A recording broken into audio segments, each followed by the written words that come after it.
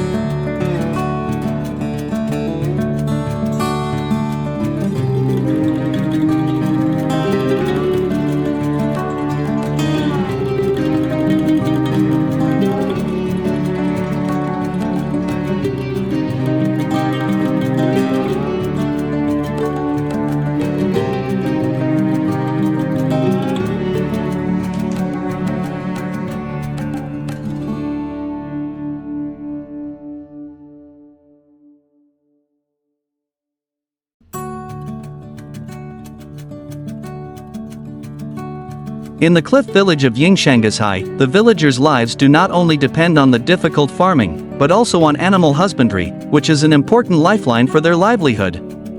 Being located in the middle of the mountain, there is only limited good land, which is difficult to satisfy the ration needs of the whole village population. Therefore, the villagers began to raise some livestock on the cliffs to supplement their daily meat needs. The most common is the black-skinned wild boar, which is raised in the mountains and fields. Although the wild boars are wild in nature, they have survived here for a long time and have formed a tacit understanding with humans.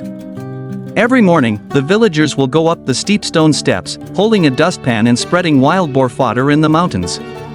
When the sun goes down, the remaining food in the dustpan will attract a group of fat wild boars to return to their nests. During the village festivals, it is the time for these wild boars to show off their skills.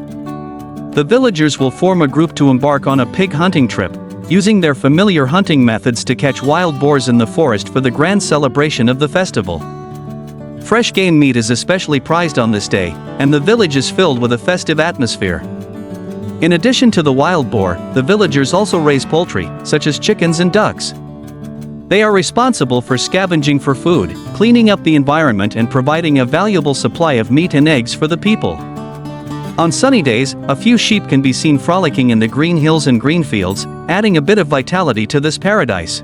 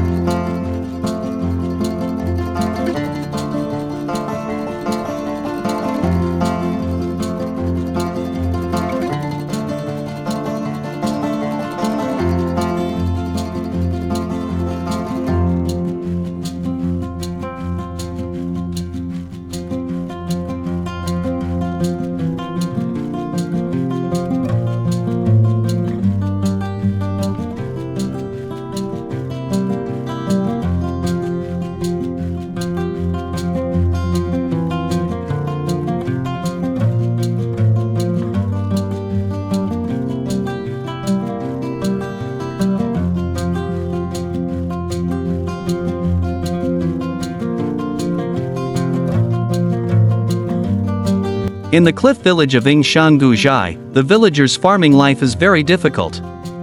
As the whole village is built on the steep cliff, the land available for farming is very limited and scattered. Each family could only get a small piece of terraced land, which was often irregularly shaped with different heights. But the villagers are self-reliant and use their infinite wisdom to diligently cultivate these small and steep lands. First, they need to clear the terraces of weeds. Men, women and children lie down on the edge of the cliff, holding hoes, and uproot the weeds one by one, with great effort. Next, the people begin to prepare the land, loosen the soil, apply fertilizer, and make all the preparations for farming. These labors often require people to crouch in the field for a long time, carefully plowing at the edge of the cliff for fear of falling into the abyss if they miss a step. At planting time, the farmers carefully sow the seeds on the terraces, one by one, with great care and attention. Harvest time is even more difficult. They wielded the sickle to cut the crops, and then carried heavy sacks to transport the harvest down the cliff step by step. Farming here is extremely hard, but the villagers use hard work and wisdom to solve this hardship. It is this simple spirit of simplicity that has sustained the farming culture of this land for centuries, and nurtured the rural wisdom of harmony between man and nature.